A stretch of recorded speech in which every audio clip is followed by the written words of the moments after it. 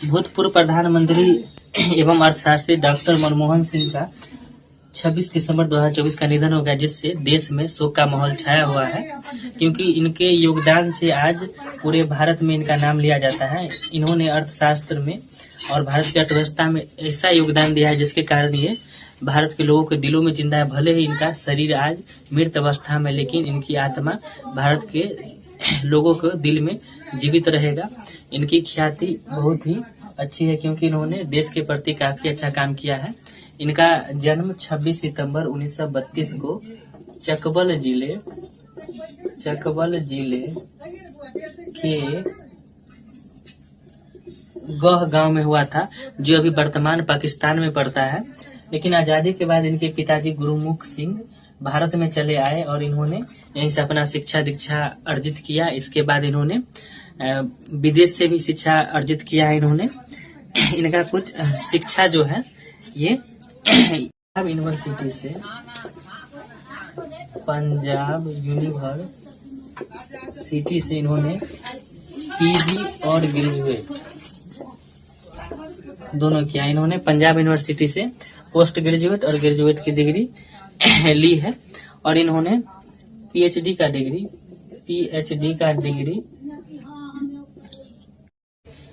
PG और graduate Punjab university से करने के बाद इन्होंने पीएचडी कैम्ब्रिज यूनिवर्सिटी से किया है।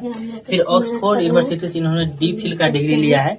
इसके बाद ये भारत आ गए और 1957 से 1965 के दौरान इन्होंने पंजाब यूनिवर्सिटी में प्रोफेसर के पद पर कार्यरत रहे। इन्होंने 1957 और 1965 के दौरान पंजाब यूनिवर्सिटी में प्रोफेसर रहे। फिर इन्होंने 1969 से 1971 के दौरान professor at international trade off Delhi school of economics में भी प्रोफेसर के पद पर कार्यरत रहे हैं। देखिए 1982 से 1985 के दौरान ये आरबीआई के गवर्नर रहे हैं, रिजर्व बैंक ऑफ इंडिया के गवर्नर रहे हैं 1982 से 1985 के दौरान। फिर उसके बाद 1985 से 1987 के दौरान ये deputy chairman of planning commission अर्थात योजना आयोग के उप अध्यक्ष के रूप में ये कार्यरत रहे 1985 से 1987 के दौरान। फिर 1991 में ये फाइनेंस मिनिस्टर बने हैं, भारत के वित्त मंत्री 1991 में वित्त मंत्री। उस दौरान नरसिम्हा राव प्रधानमंत्री थे। 1991 में नरसिम्हा राव के प्रधानमंत्री के कार्यकाल में ये फाइनेंस मिनिस्टर बनते हैं, वित्त मंत्री, बिना लोकसभा या राज्यसभा के सदस्य बने। लेकिन संवैधानिक नियम के अनुसार जब तक लोकसभा या राज्यसभा में किसी एक का भी सदस्य नहीं होंगे बने, लेकिन बिना लोकसभा या राज्यसभा के सदस्य बने वित्त मंत्री का पद धारण नहीं किया जा सकता था। इसलिए फिर 1991 में ये पहली बार असम से राज्यसभा के मेंबर के रूप में चुने गए। फिर ये वित्त मंत्री के रूप में कार्यरत रहे। फिर 1995 में दूसरी बार भी राज्यसभा सदस्य बने। फिर 1996 में इन्होंने दिल्ली स्कूल ऑफ इकोनॉमिक्स में प्रोफेसर के पद पर कार्यरत रहे।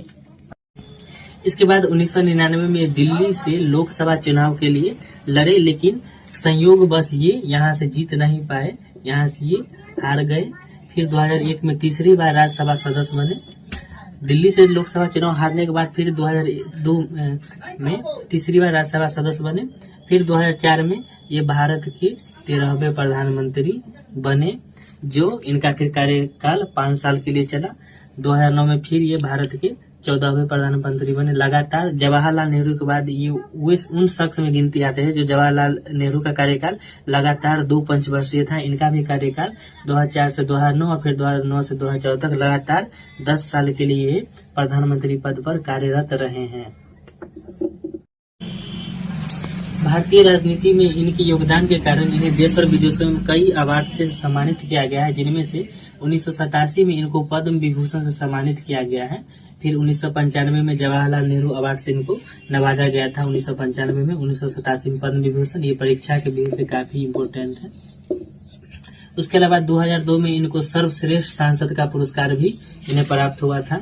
1993 एवं 1994 में Asia money award for finance minister of India का भी इन्होंने पुरस्कार ग्रहण किया था। फिर 1994 में euro money award for finance minister of India से भी इनको सम्मानित किया गया था। 1956 में जब स्कूलिंग के लाइफ में थे तब इनको कैम्ब्रिज यूनिवर्सिटी का सर्वोच्च सम्मान जो होता है एडम स्मिथ अवार्ड, इससे भी इनको नवाजा गया था। इनका पूरे भारतीय राजनीति में सबसे ज्यादा योगदान है 1991 में।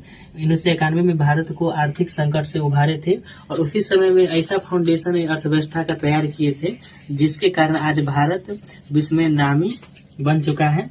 इनके योगदान के कारण ही आज बहुत सारा ये चेंजेस लाए अर्थव्यवस्था में और भारत आज विकासशील देश में पहुंच चुका है इनके योगदान के कारण, इसलिए ये लोगों को दिलों में जिंदा रहेंगे।